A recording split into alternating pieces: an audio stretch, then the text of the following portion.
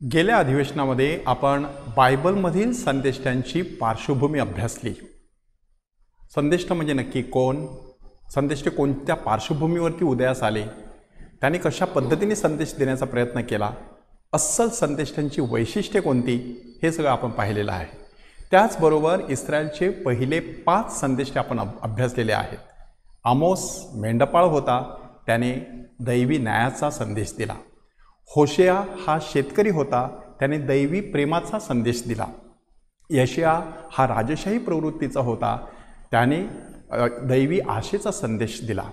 मिखा हा साधा कारागीर होता, त्याने करार ऐक्याचा संदेश दिला.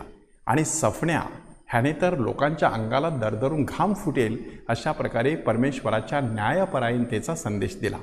आज आपण उरलेल्या दुसऱ्या 10 संदेष्टांचा अभ्यास करणार आहोत. इस्रायलमध्ये अवतरलेला 6वा संदेष्टा आहे आणि त्याचं नाव आहे इर्मया. अतिशय प्रसिद्ध आणि सर्वांना परिचित असलेला हा संदेष्टा इर्मया. इर्मया संदेष्टाने 46 वर्षे कार्य केलं, म्हणजे इसवी सन पूर्व 626 ते 580 ह्या 46 वर्षामध्ये त्याने परमेश्वराचा संदेश देण्याचा प्रयत्न केला. म्हणजे इर्मया संदेशाचं संपूर्ण जर पुस्तक बघितलं तर त्या पुस्तकामध्ये एकूण 7 वेगवेगळे राजे होऊन गेलेले आहेत. त्या सगळ्या राजांची कारकीर्द कुठे ना कुठे नमूद करण्यात आलेली आहे. तुमचा पर्सनल होमवर्क असा आहे की ते 7 राजे तुम्ही शोधून काढण्याचा प्रयत्न करायचा.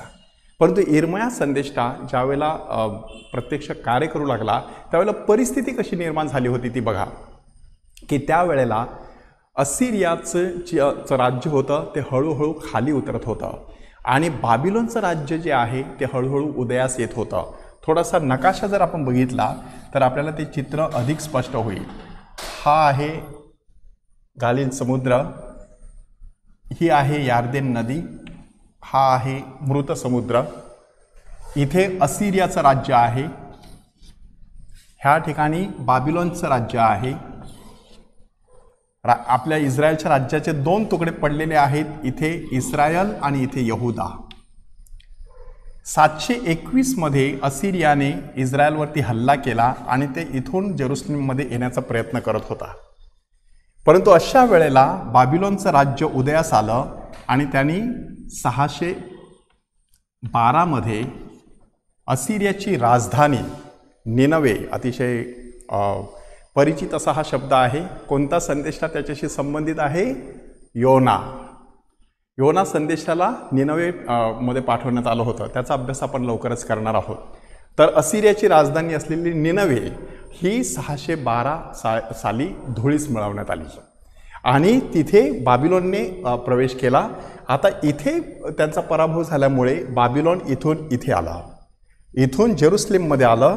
त्यांनी जेरुसलेमला अशा प्रकारे वेढा घातला आणि जेरुसलेमचं मंदिर उद्ध्वस्त केलं आणि लोकांना ह्या मार्गाने आपल्या बाबिलोनच्या मायदेशी ते घेऊन गेले. तर अशा प्रकारे ही जी घटना आहे ती अत्यंत महत्त्वाची घटना घडलेली आहे. ती घटना इर्मया संदेशाचा पुस्तकाचा अभ्यास करत असताना आपल्या लक्षात ठेवणं गरजेचं आहे. इर्मया हा असा संदेष्टा आहे की ज्याने आयुष्यात खूप दुःख सहन केलं, प्रचंड असं दुःख. त्याचं जे पाचारण आहे त्या पाचारणामध्ये खूप महत्त्वाचा मुद्दा दडलेला आहे की तू मातेच्या गर्भात असताना तुला तुझी आकृती ठाऊक नव्हती, तेव्हाच मी तुला निवडलेला आहे. म्हणजे तुझा जन्म होण्यापूर्वीच मी तुला पाचारण केलेलं आहे, मी तुला राष्ट्रांचा प्रकाश असं नेमलेलं आहे, मी तुला अभिषिक्त केलेलं आहे, मी तुला निवडलेलं आहे. हे इर्मयाचं पाचारण. आणि इर्मया आपली अपात्रता व्यक्त करतो की मी तर लहान बालक आहे, मला कसं हे शक्य आहे, हे शक्यच नाही. परमेश्वर म्हणतो भिवू नकोस, मी तुला पाठवत आहे, तू जा आणि तुझ्या लोकांना हा संदेश सांग. आता इर्मयाने नक्की कोणत्या प्रकारचा संदेश देण्याचा प्रयत्न केला? इर्मयाला नवीन कराराचा संदेष्टा म्हटलं जातं. नवीन करार म्हणजे आपला नवीन करार नाही, तर परमेश्वर जो नवीन करार करणार आहे तो करार त्यांनी त्यांना समजून सांगण्याचा प्रयत्न केला. तो नवीन करार इर्मयाचं पुस्तक अध्याय 31 वचन 31 ते 33 34 ह्याच्यामध्ये आपल्याला वाचायला मिळतो. काय नक्की सांगण्यात आलेलं आहे? त्या दिवसात मी यहुदाचे घराणे आणि इस्रायलचे घराणे ह्यांच्याबरोबर करार करीन. तो करार पूर्वीच्या करारासारखा असणार नाही, तर मी माझे वचन त्यांच्या हृदयपटलावरती लिहीन आणि त्यांच्या अंतःकरणावरती मी कोरीन. ह्याचा अर्थ काय आहे की आता परमेश्वराला शोधायचं असेल तर बाहेर बघण्याची गरज नाही, आतमध्ये बघण्याची गरज आहे. इर्मया संदेशाने हा संदेश दिला. हा संदेश देत असताना त्याने लोकांना खडसावलं. लोकांना कशा प्रकारे खडसावलेलं आहे, लोकांना सांगण्याचा त्याने प्रयत्न केला की बघा, परमेश्वराने बाबिलोनच्या राजाला आपल्याकडे पाठवलेला आहे. तो बाबिलोनचा राजा परमेश्वर पाठवत आहे, म्हणून हे जे यरुशलेमचं मंदिर आहे ते मंदिर उद्ध्वस्त होईल, ही वेदी नष्ट केली जाईल, जाळून टाकली जाईल. आणि ही अशी बातमी कोणाला ऐकायला आवडेल? त्यांनी इर्मया संदेशाचा छळ करायला सुरुवात केली. त्या वेळेला असलेल्या सगळ्या राजांनी इर्मयाचा छळ केला. शेवटपर्यंत इर्मयाचा छळ होत राहिला. म्हणजे त्याला दुहेरी प्रकारचा छळ सहन करावा लागला. एक म्हणजे राजेशाही राजांकडून छळ सहन करावा लागलेला आहे आणि दुसरीकडे आपल्या लोकांकडून पण छळ सहन करावा लागलेला आहे. आणि म्हणूनच इर्मया आणि प्रभू येशू ख्रिस्त ह्यांच्यामध्ये खूप मोठ्या प्रमाणामध्ये समानता आहे असं आपल्याला दिसून येतं. कशा प्रकारची समानता आहे? इर्मयाने जेरुसलेमकडे पाहून विलाप केला. इर्मयाने जेरुसलेमच्या नाशाचं भवितव्य वर्तविलं. इर्मयाला त्याच्याच लोकांकडून खूप छळ सहन करावा लागला. म्हणून प्रभू येशू ख्रिस्त ज्यावेळेला चित्रात आला तेव्हा लोकांना विचारण्यात आलं की तुम्ही मला कोण म्हणून मानता? तेव्हा लोकांची उत्तरं काय होती? तो इर्मया, एलिया किंवा एखाद्या संदेशासारखा, प्राचीन संदेशासारखा असू शकतो. इर्मयाचं नाव का घेण्यात आलेलं आहे? कारण जसं इर्मयाने दुःख सहन केलं तसं दुःख येशूला देखील सहन करावं लागत होतं. इर्मया ज्या पद्धतीने वागत होता तसंच येशू देखील वागत होता.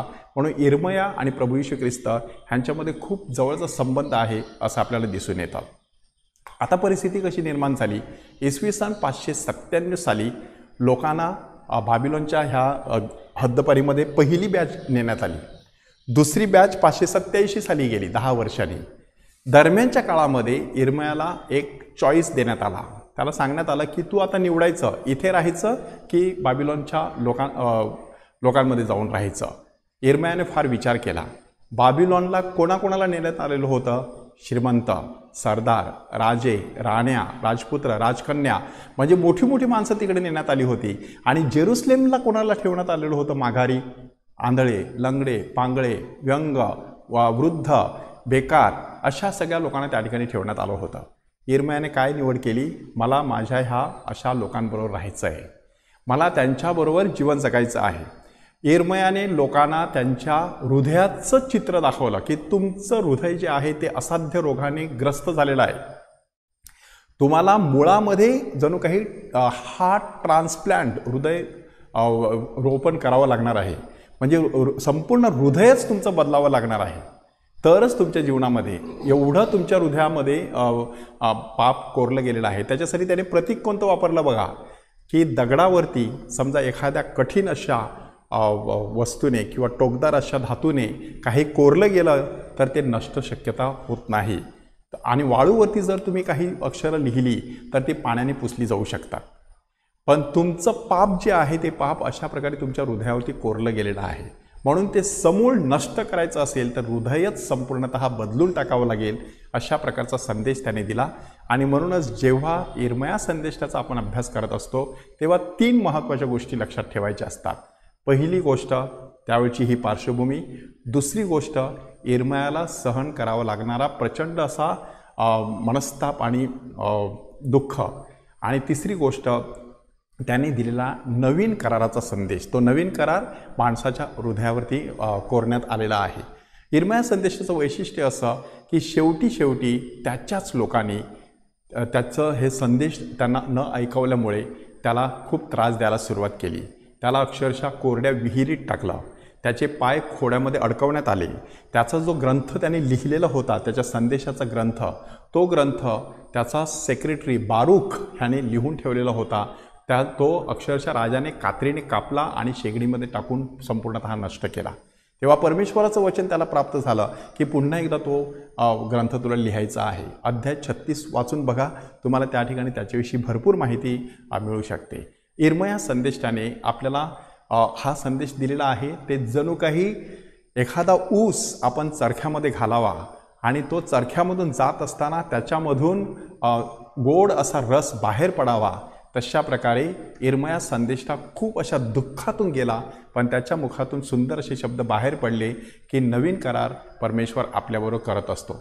इर्मयाचा शेवट कसा किती भयानक झाला बघा, की इर्मया संदेष्टा त्या ठिकाणी असताना गदल्या नावाचा प्रांताधिकारी तिथे नेमण्यात आला. सुभेदार म्हणा, गव्हर्नर म्हणा, त्याला तेथे नेमण्यात आला.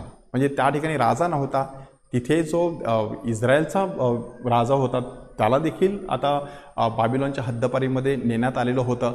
आणि मग तिथल्या लोकांनी गदल्या ह्या प्रांताधिकाऱ्याविरुद्ध मोठा बंड पुकारण्याचा प्रयत्न केला. त्या बंडाला देखील इर्मयाने विरोध केला, कारण इर्मयाची भूमिका कोणती होती, परमेश्वर ह्या लोकांना वापरत आहे आणि तुम्हा सगळ्यांचं शुद्धीकरण करत आहे, म्हणून तुम्ही ह्या शिक्षेला घाबरून जाऊ नका, त्या शिक्षेला तुम्ही सामोरे जा, असं त्याची शिकवण होती. पण ती लोकांनी स्वीकारली नाही. म्हणून त्या लोकांना इर्मयाने सांगण्याचा प्रयत्न केला. त्याच लोकांनी इर्मयाला इजिप्तमध्ये नेलं, मोठा दगडधोंडा घेतला आणि तो दगडधोंडा त्या माणसाच्या इर्मयाच्या डोक्यामध्ये मारला आणि त्याला ठार केलेला आहे. इर्मया संदेष्टाची कारकीर्द इसवी सन पूर्व 626 ते 580 पर्यंत. त्यानंतर आलेला संदेष्टा आहे नहूम.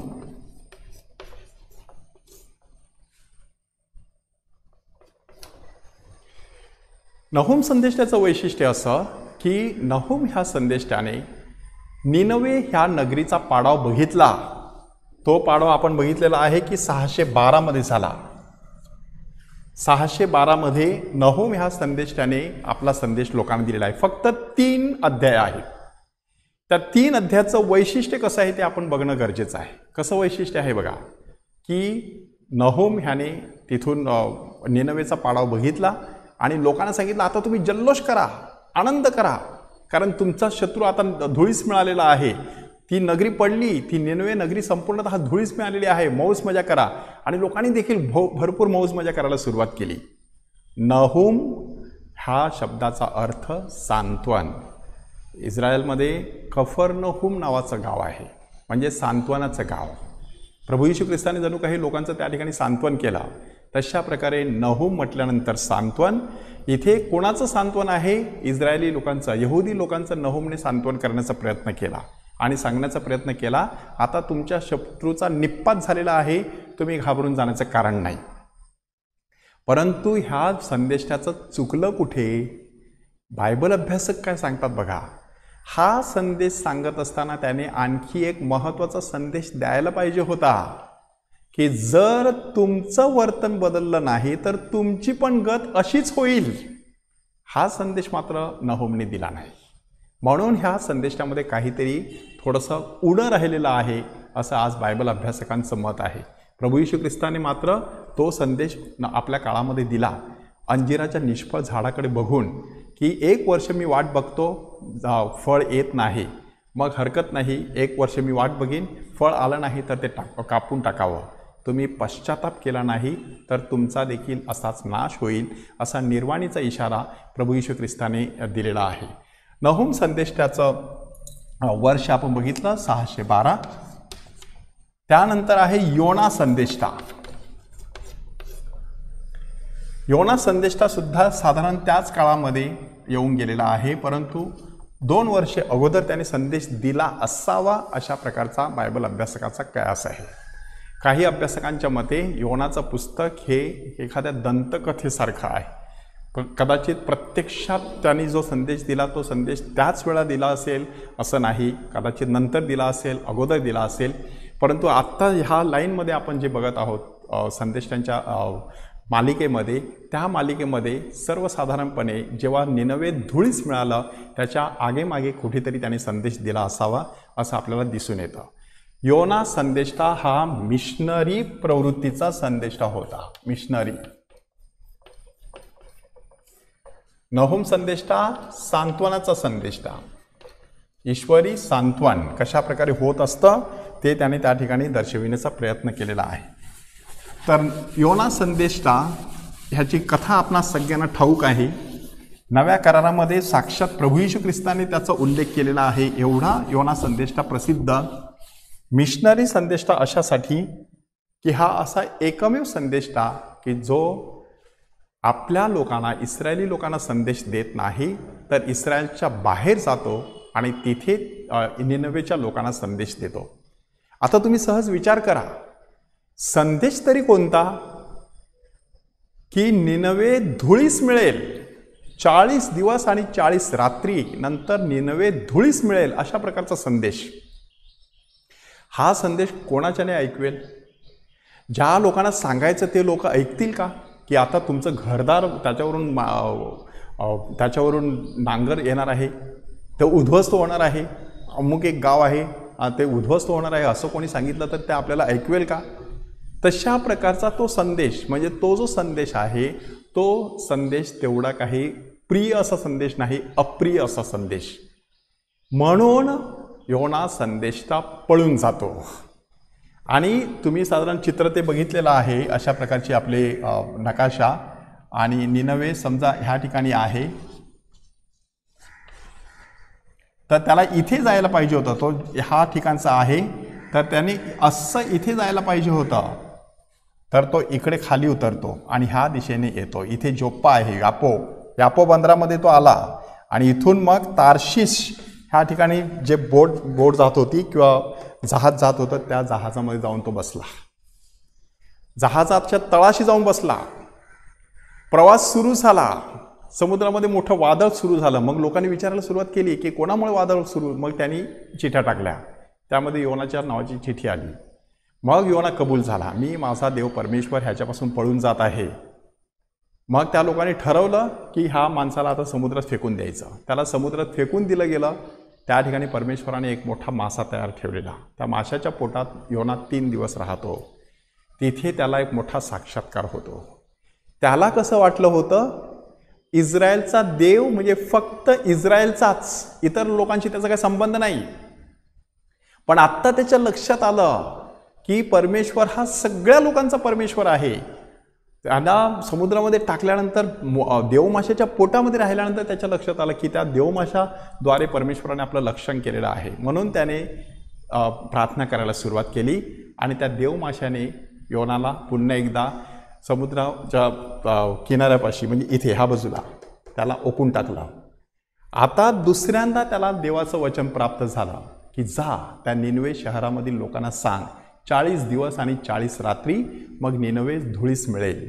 मग तो गेला. अशा प्रकारे तो जातो इथे आणि मग निनवे शहरामध्ये गल्लोगल्ली, घरोघरी, जिकडे तिकडे फिरून लोकांना मोठ्या आवाजामध्ये सांगायला सुरुवात करतो. आपल्याला सांगण्यात आलेलं आहे निनवे हे खूप मोठं शहर होतं. ते फिरून येण्यासाठी एकूण 3 दिवस लागत. योना फक्त 1 दिवस फिरला, परंतु त्या 1 दिवसाच्या शेवटी राजाला देखील पश्चाताप करावासा वाटला. राजापासून रंकापर्यंत, पशुपासून प्राण्यापर्यंत सगळ्यांना त्याचा संदेश जो होता तो कुठेतरी झोंबला आणि मग त्यांनी त्या ठिकाणी पश्चाताप करायला सुरुवात केली. त्यांनी राख आणि गोंताट पांघरून पश्चाताप केला. हे देवाने पाहिलं आणि जे अरिष्ट त्यांच्यावरती तो आणणार होता, तो अरिष्ट आणण्यापासून तो अनुताप पावला असं म्हणण्यात आलेलं आहे.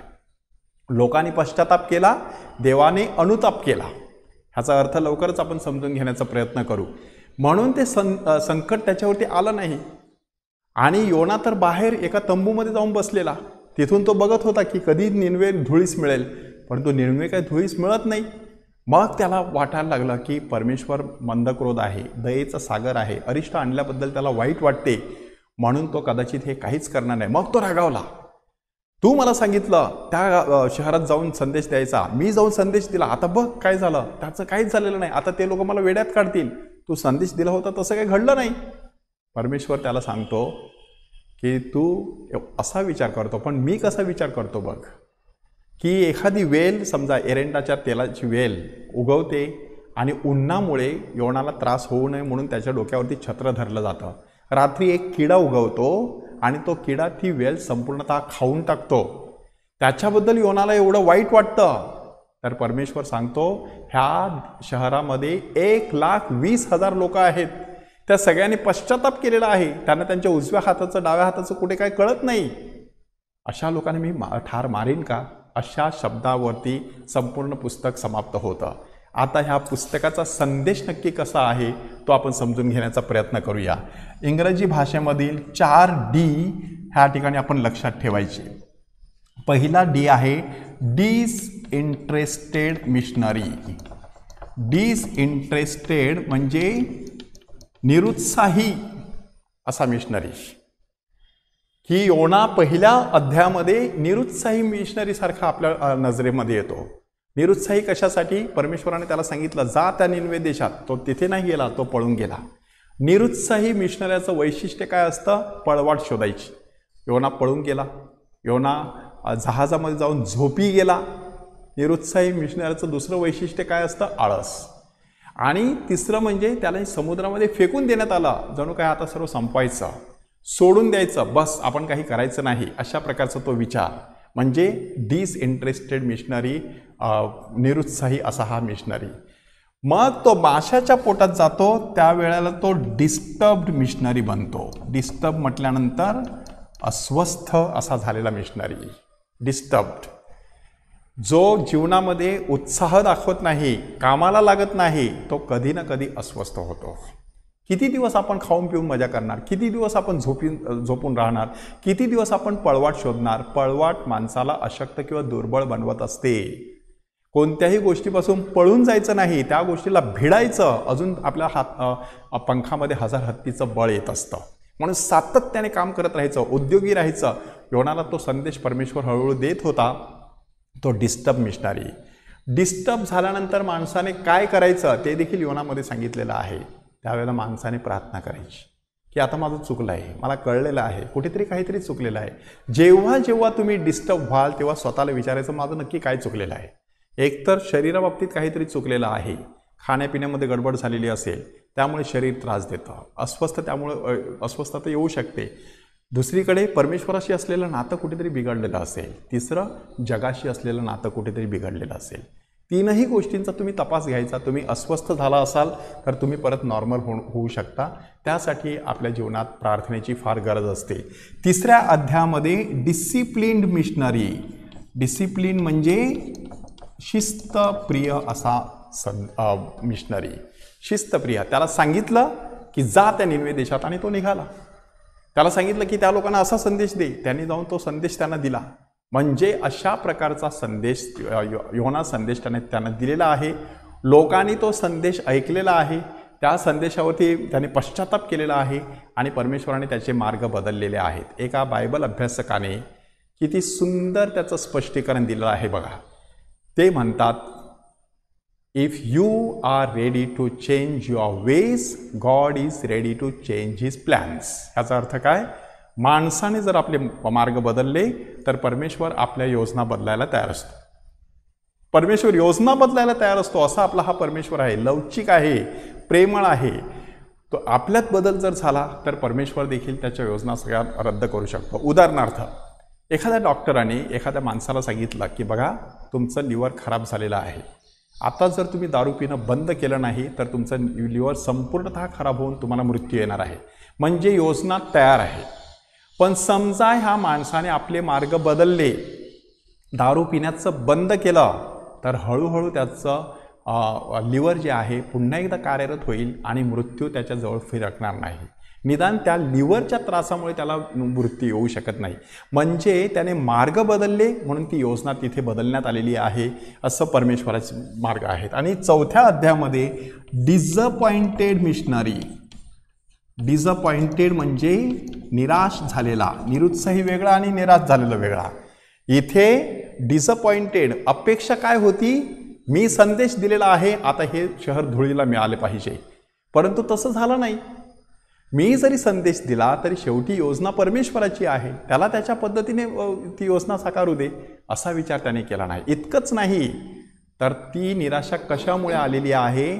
त्याच्या निरुत्साही, त्याच्या संकुचित वृत्तीमुळे आलेली आहे. संकुचित वृत्ती म्हटल्यानंतर की त्याला फक्त स्वतःपुरतं दिसत होतं. आपला देश, आपलं गाव, आपलं शहर, आपलं राष्ट्र, त्याच्यामध्ये परमेश्वर आहे. पण इथे नाही परमेश्वर. परमेश्वराने त्याला दाखवण्याचा प्रयत्न केला, मी त्यांचा देखील परमेश्वर आहे, मला त्यांच्याविषयी देखील कळवळा येतो, मला त्यांचं देखील रक्षण करावं असं वाटतं. आपण आपल्या जीवनात चिंतन करायचं. कधीकधी आपण आपलंच घेऊन बसत असतो. आपलीच जात, आपलीच भाषा, आपलाच प्रांत, आपल्यापुरताच आपण विचार करत असतो, दुसऱ्यांचा आपण विचार करत नाही. योना संदेष्टा, मिशनरी संदेष्टा जो आहे तो आपल्याला हा संदेश देत आहे. 9वा संदेष्टा आहे हबक्कुक. हबक्कुक ह्या शब्दाचा अर्थ आहे एक सुंदर अशी बाग. आणि हा जो संदेष्टा आहे तो ईश्वरी किंवा दैवी दानशूरतेचा संदेष्टा म्हटलं जातं. दानशूरता, दैवी उदारता किंवा दानशूरता.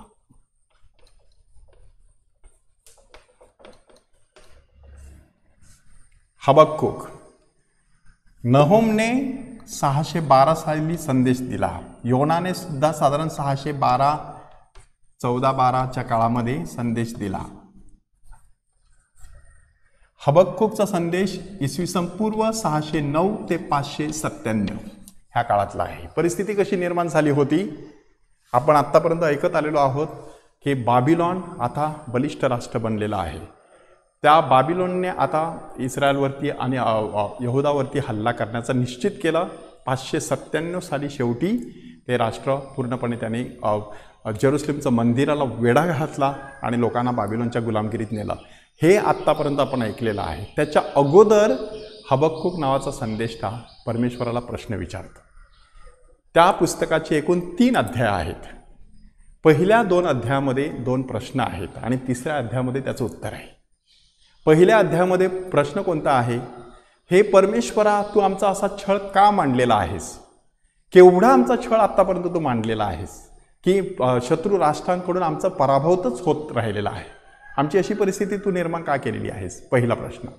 दुसरा प्रश्न, जर आम्हाला शिक्षा करायचीच होती तर तू स्वतः करायची होती, तुझ्या चांगल्या लोकांकडून करायची होती, ह्या परक्यांकडून कशाला करायची, ह्याच्यामागे काय दडलेलं आहे. त्या काळामध्ये 2 राष्ट्रे समजा एकमेकांविरुद्ध भांडत असतील तर ज्या राष्ट्राचा विजय होईल त्याचा देव श्रेष्ठ असं मानलं जायचं.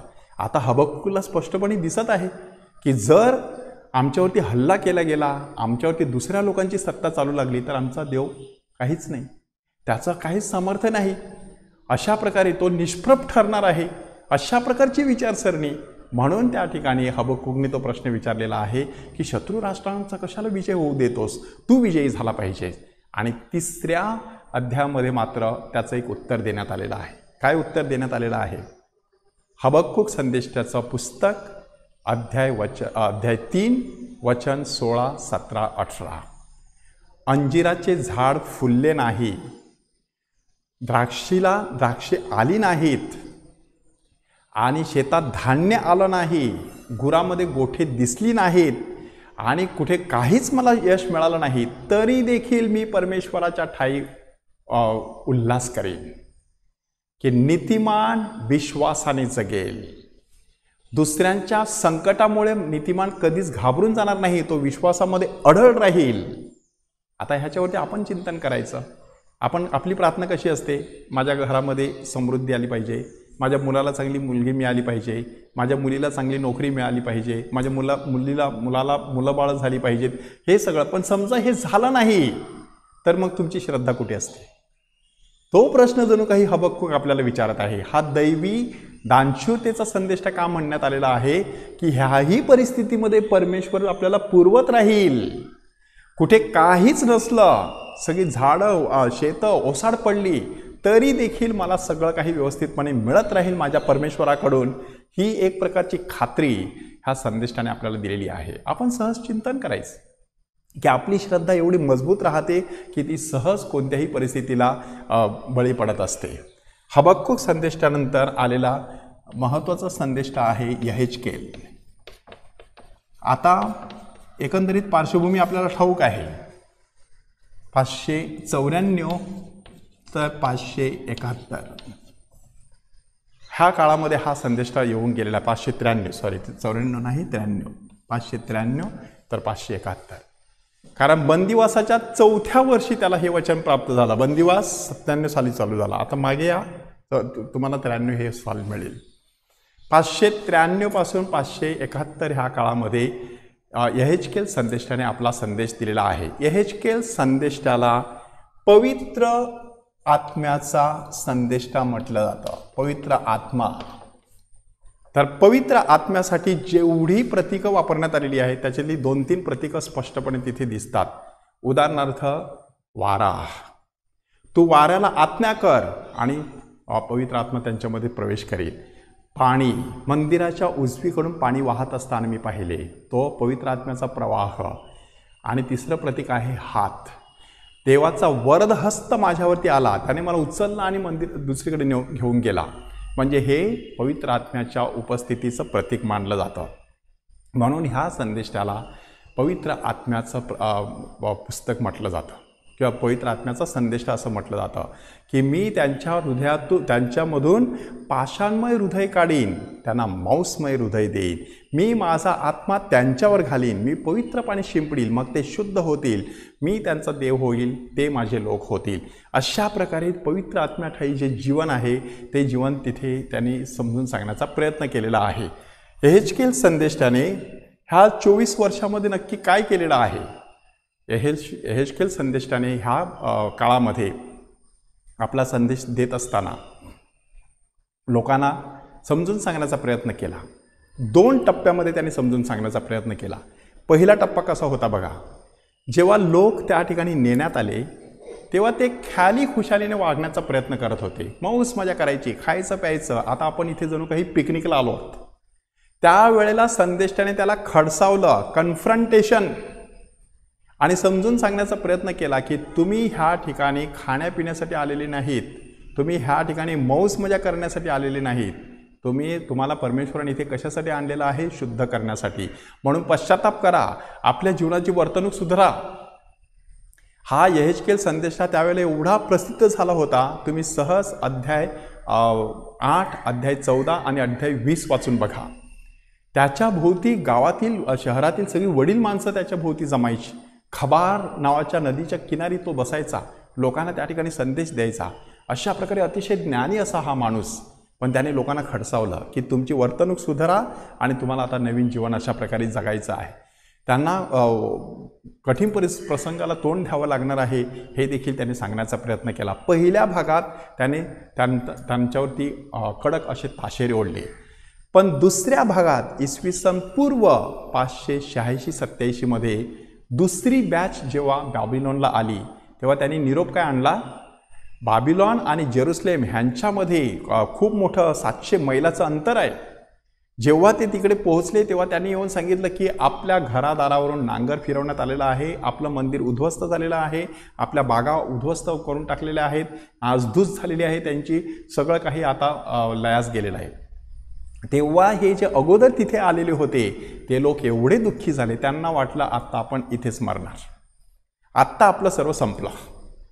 म्हणून हा संदेश त्यांना आता सांत्वनपर संदेश देतो. पहिल्या भागामध्ये कन्फ्रंटेशन, आता दुसऱ्या भागामध्ये कम्फर्ट किंवा कॉन्सोलेशन, म्हणजे त्यांचा सांत्वन करण्याचा त्यांनी प्रयत्न केलेला आहे, सांगण्याचा प्रयत्न केला, भिवू नका. परमेश्वर काय म्हणतो बघा, मी माझ्या मनासारखे मेंढपाळ तुमच्यामध्ये पाठवेन. की अगोदरचे मेंढपाळ होते त्यांनी तुमची लोकर घेतली, तुमचं दूध घेतलं, तुमचं सगळं काही सगळं मांस भक्षण केलं, पण तुम्हाला पाहिजे तसं चारा पुरवला नाही, तुमची पाहिजे तशी काळजी घेतली नाही. परंतु आत्ता मात्र तुम्ही घाबरून जाऊ नका, आत्ता मी माझ्या मनासारखे मेंढपाळ तुझ्यावरती नेमणार आहे. म्हणजे अध्याय 32, 33, 34, 35 वाचून बघा, तिथे मेंढपाळाविषयीचं वर्णन आहे. अध्याय 36, 37 मध्ये असं वर्णन आहे की शुष्क अस्थीचं खोरं त्याला दिसलेलं आहे की तिथे सगळ्या त्या अस्थी होत्या, त्या अस्थी एकत्र करण्यात आल्या, त्याच्यावरती मांस चढलं, त्याच्यावरती त्वचा चढली, त्याच्यामध्ये प्राण फुंकण्यात आला आणि मोठं सैन्य उभं राहिलं. कसलं प्रतीक आहे? इस्रायली लोकांचं प्रतीक, जे बाबिलोनच्या हद्दपारीमध्ये होते. सुकलेल्या अस्थी आहेत. विचार करा, समजा एखादा माणूस तुम्ही मारून तो मेल्यानंतर पुरला तर कालांतराने जेव्हा त्याची खाच उघडली जाते तेव्हा त्याची हाडं सुकलेली दिसतात. बऱ्याच वर्षानंतर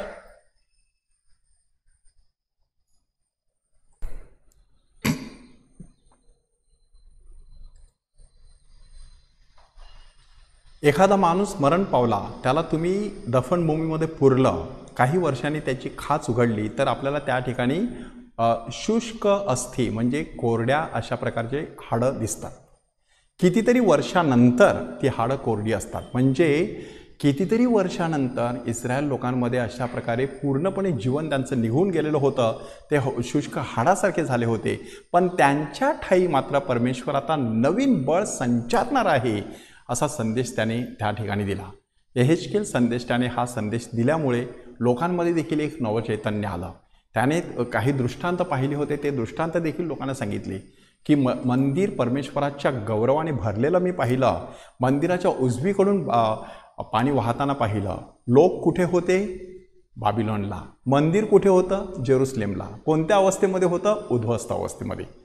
त्याही परिस्थितीत परमेश्वर सांगत आहे, मी ते सगळं मंदिर उभं करीन, त्याच्या बाजूने पाणी वाहील, लोक त्या ठिकाणी येतील, माझा गौरव करतील.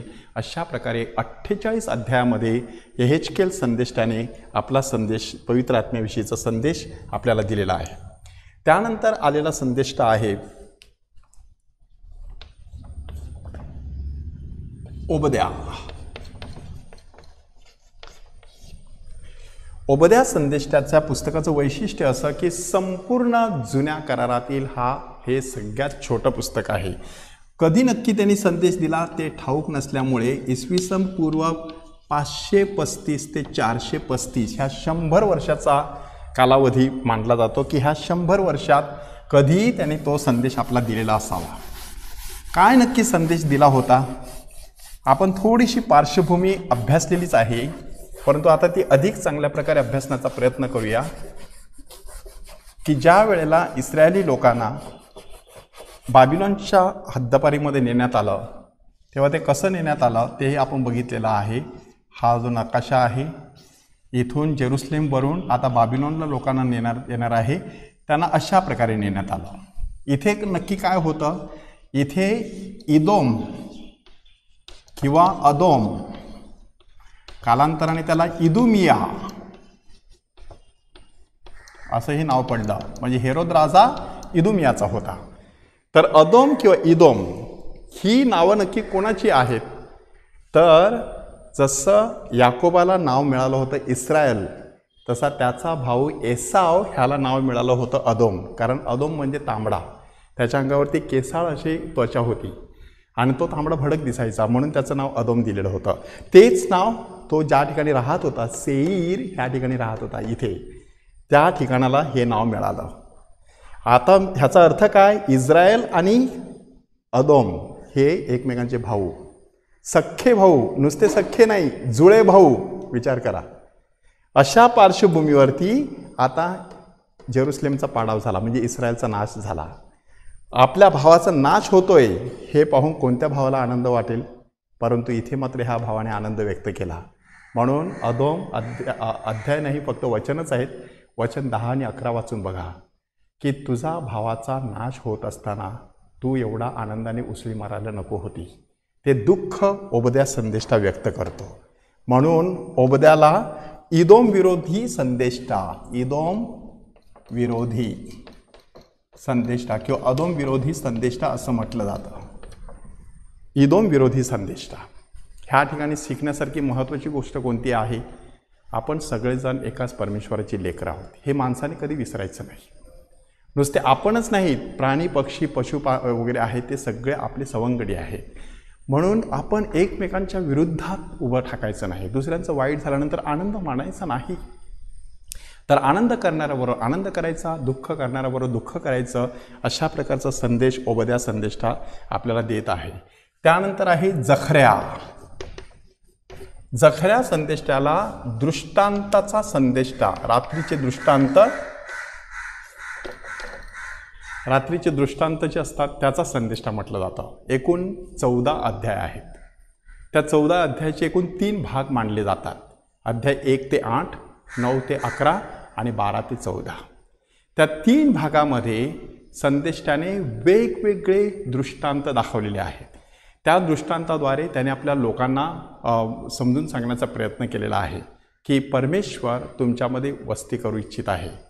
परमेश्वर तुमच्यामध्ये जर वस्ती करणार असेल तर तुम्ही देखील त्याला साजेसं असं जीवन जगलं पाहिजे. म्हणजे त्याने समजा उडता पट पाहिला, म्हणजे देवाचा शब्द तुमच्यामध्ये वस्ती करत आहे. त्याने एक बास्केट पाहिली, ती बास्केट बंद होती, तिच्यावरचं त्याने झाकण काढलं, त्याच्यातून एक कुरूप अशी स्त्री बाहेर आली. ह्याचा अर्थ काय? तुमची सगळी लपलेली पापे परमेश्वर अशा प्रकारे ओपन करणार आहे. तर अशी कितीतरी दृष्टांत त्याने पाहिले किंवा घोडे त्याने पाहिले, 4 घोडे वेगवेगळ्या दिशेने जात असलेले, की परमेश्वर अशा प्रकारे तुमच्यामध्ये वस्ती करत आहे. त्याची माणसाने जाणीव करून घ्यावी म्हणून हा जखऱ्या संदेष्टा. त्याच्याच काळामध्ये, ह्याचा काळ आहे इसवी सन पूर्व 520 ते 22 किंवा 22 ते 20, ह्या काळामध्ये तो संदेष्टा आलेला आहे. जखऱ्या 522 आणि 20 ह्या काळामध्ये लोकांना संदेश देतो. आणि त्याच काळामध्ये हग्गाय नावाचा संदेश आलेला आहे. हग्गाय ह्याला द्वितीय मंदिराचा संदेष्टा, द्वितीय मंदिराचा संदेष्टा मानलं जातं. आणि त्याचा काळ आहे इसवी सन पूर्व 520 ते 515. ह्या काळामध्ये हग्गाय संदेष्टाने लोकांना खूप महत्त्वाचा संदेश दिला. लोक आता बाबिलोनच्या गुलामगिरीतून परत आले होते, तिथे येऊन स्थायिक झालेले होते. जो तो आपलं घरदार बांधण्यामध्ये गुंगलेला होता, आपल्या बागा फुलवण्यामध्ये रमलेला होता, पण देवाचं मंदिर मात्र तसंच पडलेलं होतं. ते ओसाड पडलेलं पाहून संदेष्टा सांगतो, नाही, तुम्ही आता हे मंदिर उभं केलं पाहिजे. जर तुम्ही हे मंदिर उभं केलं तर नक्कीच परमेश्वर तुम्हाला आशीर्वाद देईल. कारण त्यावेळेला घटना कशी घडली, हे सगळं करत असताना दुष्काळ पडला. लोक विचारायला लागले, आमचा देव कुठे आहे? मग संदेशाने सांगितले, तुम्ही तुमचं देवाला मंदिर कुठे बांधलेलं आहे, आता मंदिर बांधा, तुम्हाला देखील फळ मिळत जाईल. लोकांनी हग्गायचा शब्द ऐकला, मंदिर उभारलं गेलं. आणि लोक सांगतात, पूर्वीपेक्षा हे मंदिर एवढं वैभवशाली दिसत नाही. कारण हा जो संदेश आहे हग्गाय त्यावेळेला 95 वर्षाचा होता असं काही बायबल अभ्यासकांचं मत आहे. त्याने अगोदरचं मंदिर पाहिलेलं होतं बालपणी. आता हे दुसरं मंदिर उभारलं जात आहे. आणि मग लोकांनी सांगितलं की पहिलं मंदिर होतं त्यामानाने हे मंदिर मोठं वाटत नाही. मग हग्गायने महत्त्वाचा प्रश्न विचारला, मंदिर कोणासाठी? मंदिर देवासाठी की लोकांसाठी? तुम्हाला काय वाटतं? देवाला मंदिराची गरज आहे.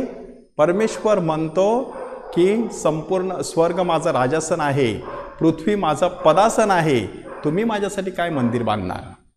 मंदिर परमेश्वरासाठी नसतं, मंदिर आपल्यासाठी असतं, की जिथे आपल्याला एकत्र येईल, वातावरण निर्माण करता येईल, आपला परमेश्वर आपल्याला भेटेल, ही भावना जोपासून माणसाने मंदिरामध्ये जायचं असतं. म्हणून हा द्वितीय मंदिराचा संदेष्टा 12, 13 आणि 14वा संदेष्टा आहे मलाखी संदेष्टाने इसवी सन पूर्व 465 साली आपला संदेश दिलेला आहे. 465 साली संदेश. आता 515 साली मंदिर बांधून पूर्ण झालं असेल आणि 465 साली हा जर संदेश देत असेल तर ही वर्षे किती झाली? आता एकूण 50 वर्ष झाली. म्हणजे मंदिराच्या 50व्या वर्षी सुवर्ण महोत्सव साजरा करत असताना मलाखी संदेशाने आपला संदेश दिला. वादविवादाचा जो प्रकार असतो तो प्रकार त्याने वापरण्याचा प्रयत्न केला आणि मंदिर उपासना, त्याला उपासनेचा संदेष्टा म्हटलं जातं. मलाखी संदेष्टा हा मंदिर उपासनेचा संदेष्टा आहे. म्हणजे उपासनेशी संबंधित जेवढे प्रश्न आहेत ते प्रश्न त्याने हाताळण्याचा प्रयत्न केलेला आहे. एकूण 6 प्रश्न त्याने हाताळलेले आहेत. त्याच्यामध्ये आपलं अर्पण, आपला दशांश, याजकांचं वर्तन, लोकांचं वर्तन, अशा सगळ्या वेगवेगळ्या पद्धती त्यांनी तिथे आणण्याचा प्रयत्न केलेला आहे. एक उदाहरण सांगतो, मलाखी संदेशला सांगतो की तुम्ही जेव्हा एखादं अर्पण आणता तेव्हा एखादा आंधळा किंवा पांगळा असा पशु अर्पण करता. तुम्हाला वाटतं तुमचा देव बघत नाही? असा आंधळा किंवा पांगळा पशु घेऊन तुम्ही तुमच्या नगरसेवकाला भेटायला गेलात तर तो स्वीकार करील? कारण त्याला दिसतं की तुम्ही चुकीचा सदोष असा अर्पण आणलेला आहे, परंतु तुमचा देव बघत नाही असं तुम्हाला वाटतं? नाही, परमेश्वर पाहतो. तुम्ही येताना दोषहीन अशा प्रकारचं अर्पण आणायचं. किंवा मलाखी अध्याय 3 वचन 10 त्याच्यामध्ये सांगितलेलं आहे की तुम्ही दशांश आणत नाहीत. दशांश आणून बघा, माझी परीक्षा बघा, आकाश कपाट उघडून मी तुमच्या घरामध्ये मावणार नाही एवढं धान्य मी तुम्हाला पुरवीन. एक दशांश आपल्या उत्पन्नाचा आपण परमेश्वरासाठी बाजूला ठेवायचं. आपण आपले काही कॅथलिक ख्रिस्ती लोकसुद्धा हा नियम पाळतात. एक दशांश बाजूला ठेवायचा.